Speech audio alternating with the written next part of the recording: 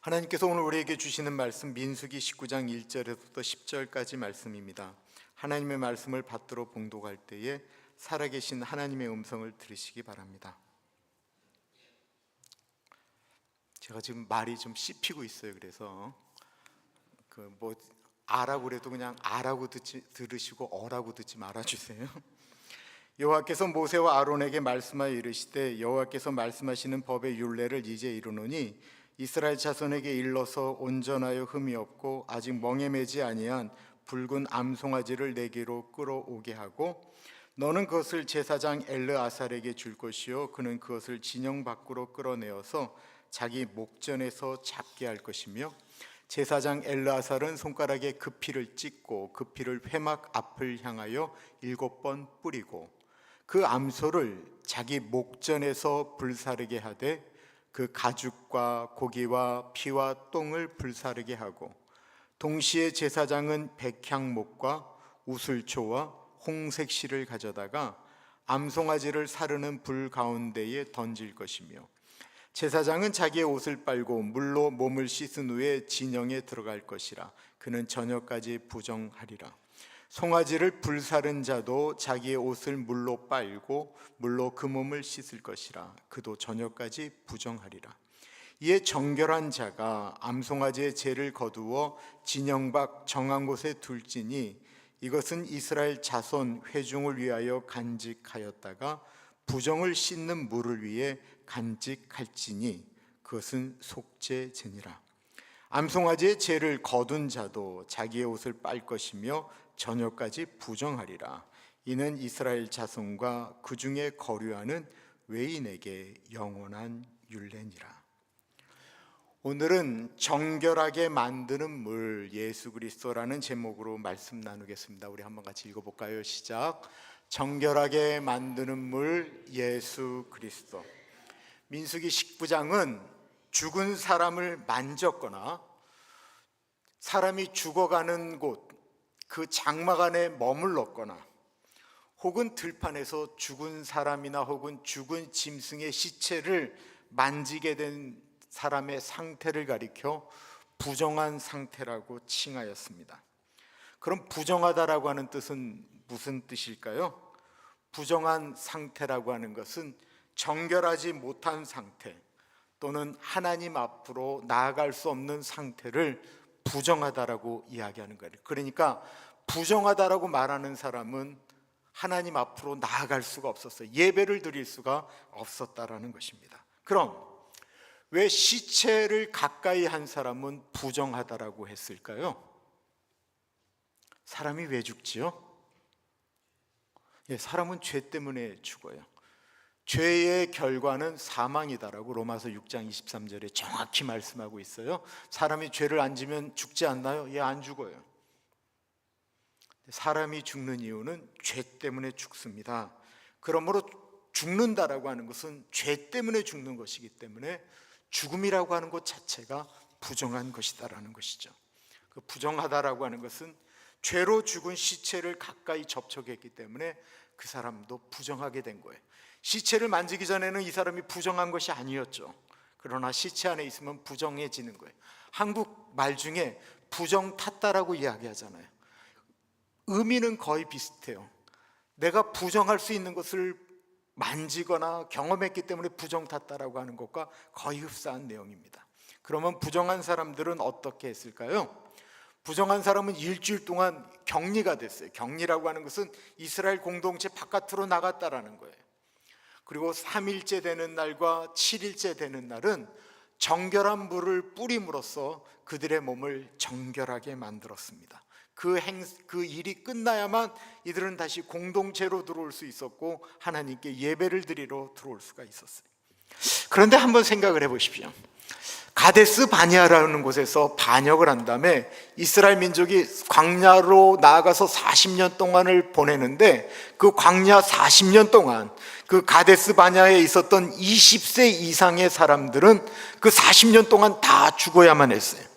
대략 200만의 인구 중에 20세 이상을 150만이라고 할 때 150만이 40년 동안 다 죽는다라고 하면 계산을 해보면 하루에 102.7명씩 죽습니다.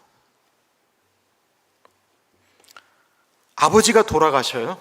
할아버지가 돌아가고 할머니가 돌아가고 엄마가 돌아가요. 그럼 가족들이 그 임종을 안 지키겠습니까? 아버지가 돌아가시는 그 장막으로 다 모이겠죠. 그리고 돌아가시면 누군가는 그 시신을 그 장막에서 빼서 진영 바깥으로 끌고 옮겨야만 됩니다.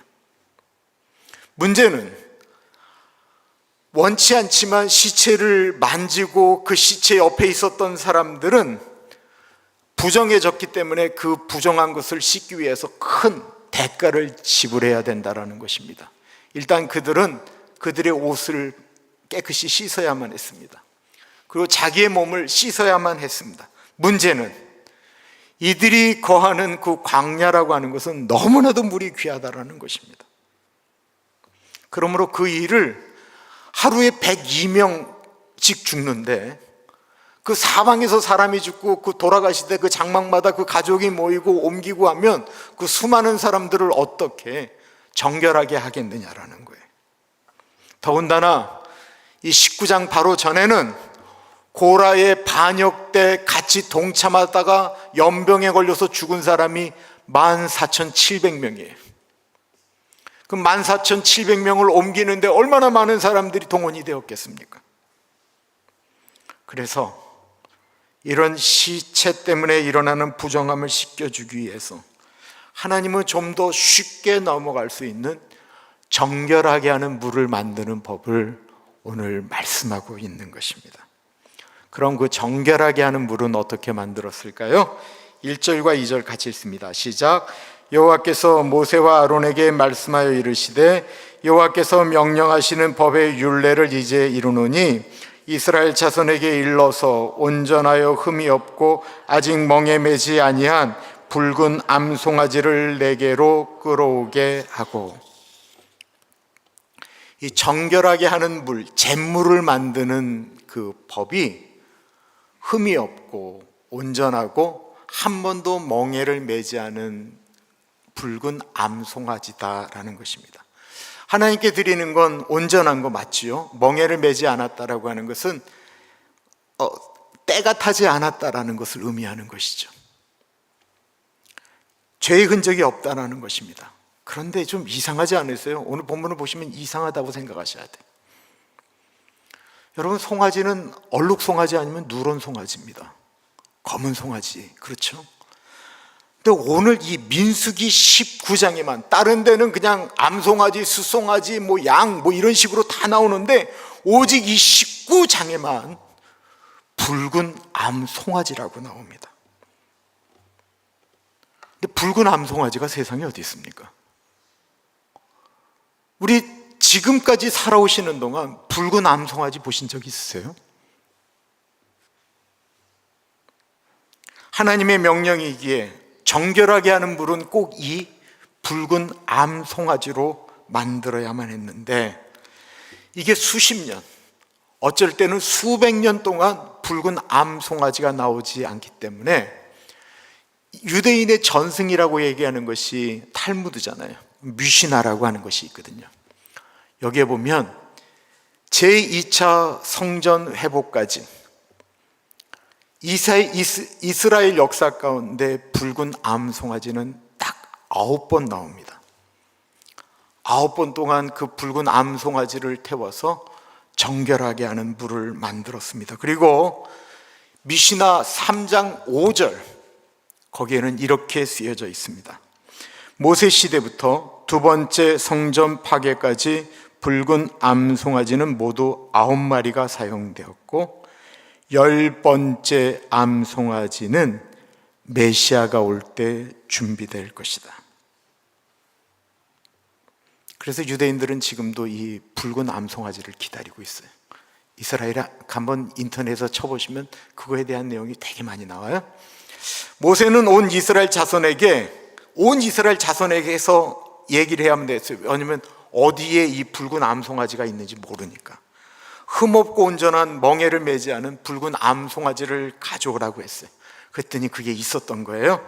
그 붉은 암송아지를 가져왔어요. 그럼 그 붉은 암송아지를 어떻게 했을까요? 우리 3절부터 5절까지 있습니다. 시작.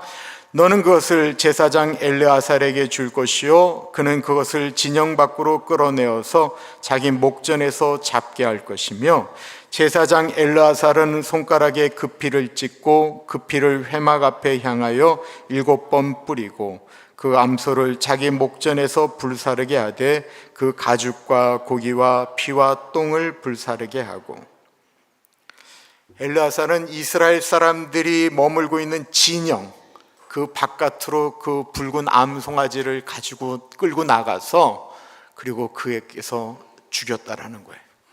왜냐하면 죄를 진영 바깥으로 끌고 나갔다라는 것입니다. 그리고 손가락에 그 피를 찍어서 회막문, 하나님이 계신 곳을 향하여 7번 뿌렸다라는 것이죠. 그것은 7이라는 게 완전수라고 그러잖아요. 그러니까 이 죄를 씻기는데 완전하게 씻는다라고 의미하는 것입니다. 그리고 이 붉은 암송아지는 지금까지의 제사는 모든 것 다 분리를 시키는데 이 붉은 암송아지만큼은 그의 피, 똥 모든 것을 다 불태웠습니다. 그것을 태울 때 근데 다른 것들을 같이 넣었다라고 이야기해요. 무엇을 같이 넣어서 태웠을까요? 6절 같이 있습니다. 시작. 동시에 제사장은 백향목과 우슬초와 홍색실을 가져다가 암송아지를 사르는 불 가운데 던질 것이며. 이 부분은 우리 좀 상상력을 좀 동원해 보십시오. 저희 교회 고기를 잘 굽는 분들이 몇 분 계세요? 본인이 최고라고 말씀하시는 몇 분, 이 앞에 계신 이분 뭐 또 계세요? 우리 김강 장로님도 굉장히 잘 구시고 저도 만만치 않아요. 근데 어느 날 제가 거기에 있는 고기를 이제 같이 나누려고 이제 군 다음에 뺐어요. 근데 한 덩이를 제가 빼지를 못한 거예요. 잊고 있었어요. 한참이 지난 다음에 그거를 이렇게 가지러 갔더니만 이만한 손바닥 고기가 요만해졌어요. 이것도 계속해서 만약에 불로 가해졌다고 한다면 바스라졌을 거예요. 그죠? 엄청나게 큰 송아지, 암송아지라고 할지라도 그걸 계속 태우면 태워서 제가 되면 얼만큼 남을까요? 얼마 남지 않을 거예요. 그런데 이 정결하게 하는 물은 엄청나게 필요해요. 100명의 사람들이 매일 죽으면 그거 다 처리하는 사람이 한 1000명은 필요하지 않았겠습니까? 1000명이 부정한 거예요. 그래서 이 암송아지를 태울 때 거기에다가 엄청나게 큰 레바논의 백향목도 넣고요, 우슬초도 넣고요, 홍색실도 넣었어요. 물론 이 백향목, 우슬초, 홍색실은 다 의미가 있어요. 이 랍비들은 왜 거기다 백향목을 넣냐? 이 백향목이 그 레바논의 백향목은 그 나라의 상징이잖아요. 30m 저 윗값보다 더 쭉쭉 뻗는데요. 이건 사람의 교만을 나타낸다라는 것입니다. 그래서 백향목을 태운다라고 하는 것은 인간 안에 있는 교만함, 자아, 이 모든 것들을 태운다라고 하는 것을 의미하는 거예요. 우슬초는 그 광야 어디에나 흔해 빠지게 구할 수 있는 것이었습니다. 그건 우리가 아무것도 아닌 존재라고 하는 겸손을 나타내는 거예요. 홍색실은 우리의 죄를 이야기하는 거죠. 이사야에 있는 말씀처럼 너희 죄가 주홍같이 붉을지라도, 너희 죄가 진홍 같을지라도 흰눈같이 양털같이 되리라라고 말씀하시는 것처럼 이 홍색실은 우리의 죄를 의미하는 것입니다. 그래서 송아지를 태우면서 다른 것들을 같이 태움으로써 엄청난 죄를 만드는 거예요. 그리고 정결 의식을 할 때 그것을 한 번에 쓰는 것이 아니고 정결 의식을 가실 때마다 큰 물동이가 있으면 거기다가 그 정결 의식을 위해서 만든 그 죄 중에 한 부분을 제사장이 가져다가 그를 그 물에다 탄 다음에 그 물을 뿌렸다라는 것입니다. 그러니까 이 죄가 얼마나 많이 만들어야 되고 얼마나 소중하게 간직했겠습니까? 이게 떨어진다라고 생각할 때마다 얼마나 두려웠겠어요. 떨어질 것 같은데 붉은 암송아지가 없으면 어떡하겠어요? 그런데 송아지를 태우고 제를 만들기 위해서 움직인 사람, 그리고 그 송아지를 잡은 제사장, 그리고 그 만들어진 제를 거두은 사람들은 또 어떻게 됐을까요? 우리 7절과 8절 있습니다. 시작. 제사장은 자기의 옷을 빨고 물로 몸을 씻은 후에 진영에 들어갈 것이라 그는 저녁까지 부정하리라. 송아지를 불사른 자도 자기의 옷을 물로 빨고 물로 그 몸을 씻을 것이라 그도 저녁까지 부정하리라. 이 부분 이상해요. 시체를 만진 사람이 부정한 것은 알겠는데, 정결한 의식을 준비하기 위해서 정결한 물에 만드는 이 제를 만드는 사람이 그 일, 그 거룩한 일을 하는데 왜 부정하여 옷을 빨고 물로 몸을 씻고 저녁까지 부정한가 하는 것입니다. 그것은 그들이 행하는 일 자체가 부정한 것은 아니지만 죄를 상징하는 죽음을 다루는 과정에 참여하였기 때문에 그들도 부정하게 여겼다라는 것입니다. 이것을 볼 때 하나님은 얼마나 거룩함에 머물기를 원하시는지를 우리가 생각해 볼 필요가 있습니다. 하나님은 우리의 삶이 거룩하기를 얼마나 기다리시는가 생각할 수 있습니다. 레위기에 있는 말씀처럼 나 여호와가 거룩하니 너희도 거룩하라라고 하는 하나님의 마음이 여기에 그대로 전달되고 있는 것입니다. 근데 이스라엘 공동체에서는 시체를 경험한다라는 것은 너무나도 익숙한 일이에요. 그들은 매일 죽는 것을 보았습니다. 그들은 죽음과 관련된 사람들이 계속 있었기 때문에 계속 사람들은 격리되어야만 했습니다. 늘 이스라엘 공동체는 죽는 사람을 접할 수밖에 없었고, 부정하지 않으려고 자기가 애쓰고 노력해도 그 주변에 있는 아버지, 어머니, 할아버지, 할머니, 형제가 죽는데 원치 않아도 그들은 부정할 수밖에 없었습니다. 오늘 우리의 삶이 그렇지 않습니까? 나는 죄를 안 짓고 싶은데 우리가 원치 않아도 죄를 짓는 일들이 발생할 수밖에 없습니다. 나는 안 듣고 싶은데도 안 좋은 얘기들이 내 귀를 더럽힐 때가 분명히 있습니다. 나는 그 현장 가운데 그 소리 듣고 싶지 않은데 사람들이 모여서 다른 사람 욕하고 하는 그 현장에 나는 안 가고 싶었지만 그 사람들하고 모였을 때 거기서 나는 그런 얘기를 들으면서 내 안에 어떤 죄를 질 때가 있습니다.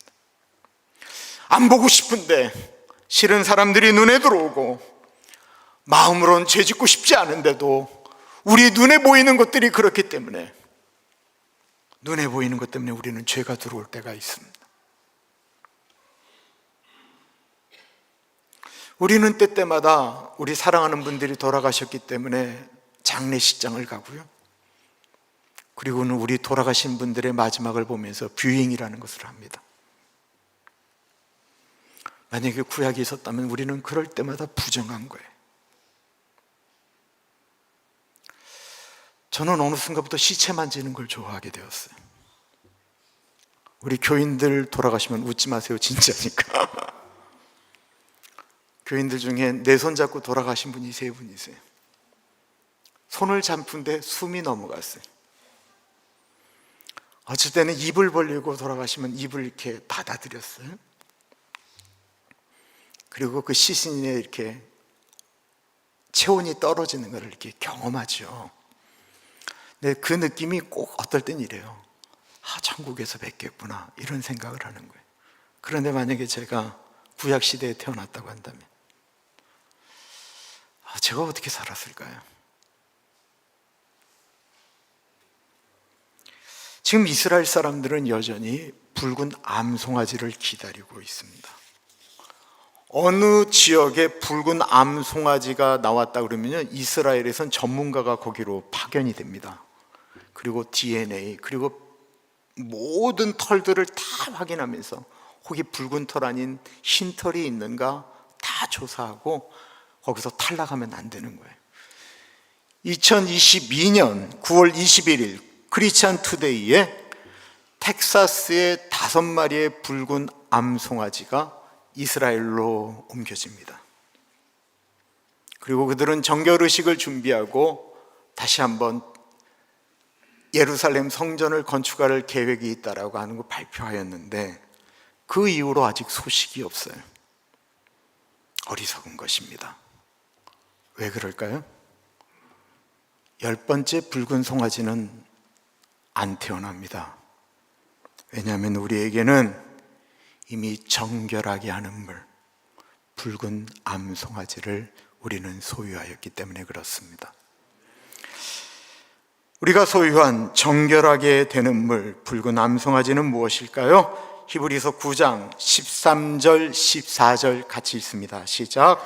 염소와 황소의 피와 및 암송아지의 죄를 부정한 자에게 뿌려 그 육체를 정결하게 하여 거룩하게 하거든 하물며 영원하신 성령으로 말미암아 흠없는 자기를 하나님께 드린 그리스도의 피가 어찌 너희 양심을 죽은 행실에서 깨끗하게 하고 살아계신 하나님을 섬기게 하지 못하겠느냐. 흠없이 십자가에서 우리의 죄를 대신해서 보혈을 흘리신 예수 그리스도가 정결하게 하는 물이다라는 것입니다. 붉은 암송아지가 죽음과 접한 사람들의 죄를 씻기 위하여 진영 바깥으로 나간 것처럼 예수님은 영문 밖으로 나아가 십자가에 달려 죽으셨습니다.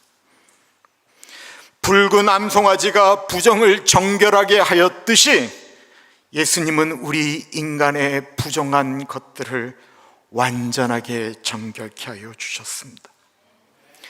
제사장은 시체를 만지면 제사장은 부정에 졌지만 예수님은 나인성의 죽은 과부의 아들을 살리실 때도, 야이로의 죽은 딸을 살리실 때도, 죽은 나사로를 살리실 때도 그의 시체를 만졌지만 예수님은 부정하지 않으셨습니다. 왜 그렇습니까?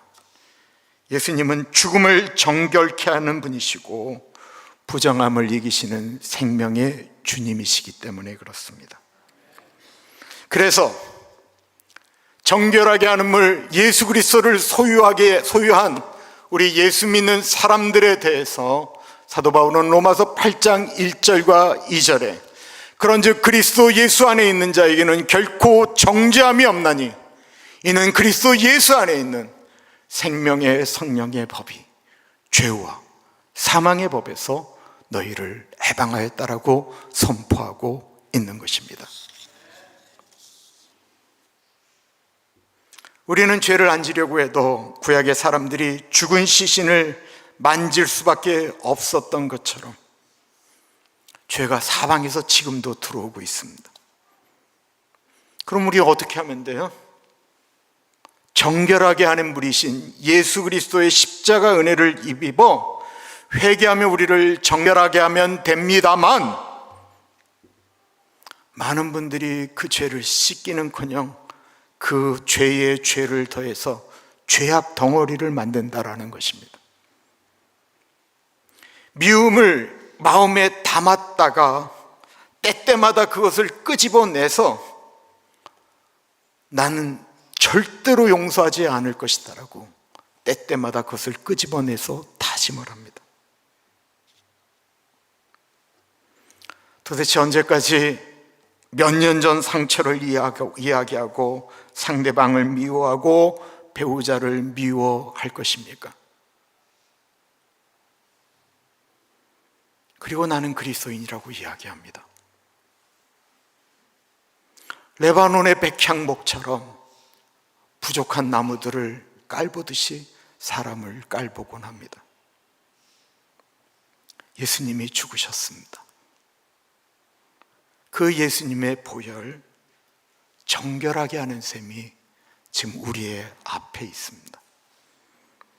죄가 무섭습니다. 그런데 그 죄를 용서하시는 정결한 물이 지금 내 앞에 있습니다. 죄악된 세상에 사는 우리들을 위하여 우리 앞에 정결하게 하는 우리 예수님의 보혈을 언제나 뿌리실 수 있도록 예수의 이름을 부르라고 말씀하고 있습니다. 안 씻으시겠습니까? 그냥 더러운 상태로, 부정한 상태로 죄악을 가슴에 품은 채 날마다 사시겠습니까? 아니면 예수의 이름을 부르며 새 힘을 얻고 하나님의 사람답게 정결하게 사시겠습니까? 이 시간에 주님, 내 앞에 정결하게 하는 셈이 있는데 그 정결한 예수의 십자가의 은혜를 생각하면서 하나님, 내가 나의 죄를 고백합니다. 하나님, 이 문제 때문에 내가 너무너무 힘듭니다. 이 미움이 해결되지 않아서 사는 게 너무 어렵습니다 라고 하는 것이 있다면 이제 좀 풀어줍시다. 성경에 있는 말씀처럼 너희가 땅에서 묶으면 하늘에서도 묶어줄 것이고 너희가 땅에서 풀면 하늘에서도 풀어준다라고 하는 것이 성경적 원리입니다. 이 시간에 같이 하나님께 예수의 보혈을 의지하며 기도하며 나아가겠습니다. 참으로 존귀하신 하나님 아버지, 하나님의 은혜를 구합니다. 하나님의 은혜 가운데 하나님 우리가 들어갑니다. 우리의 죄를 용서하기 위하여 십자가를 흘리신 예수 그리스도, 그 십자가의 은혜를 붙들고 나아갑니다. 하나님 아버지 같이 하여 주십시오. 하나님 아버지 같이 하여 주시고 인도하여 주시기를 기도합니다. 주님, 우리 사랑하는 교우들이 함께 예수님의 이름을 부릅니다. 성령 하나님의 은혜를 간구합니다. 이 시간에 하나님 아버지 같이 하여 주시고 씻겨주시고 회복시켜 주시기를 기도합니다. 하나님 아버지, 그 은혜 가운데로 들어갑니다. 영문 밖으로 나가신 주의 은혜 가운데 우리가 들어가기를 기도합니다. 하나님 아버지 같이 하여 주시고 도와주시옵소서. 예배를 드릴 때마다 하나님 아버지, 우리가 주의 은혜 가운데 들어갈 수 있도록 인도하여 주시고, 예배를 드릴 때마다 아버지 하나님의 은혜 가운데 들어갈 수 있도록 인도하여 주시옵소서. 정결하는 셈이 우리 앞에 있는데 하나님 아버지 잊고 살아가지 않도록 하나님 은혜 나리여 주시옵소서.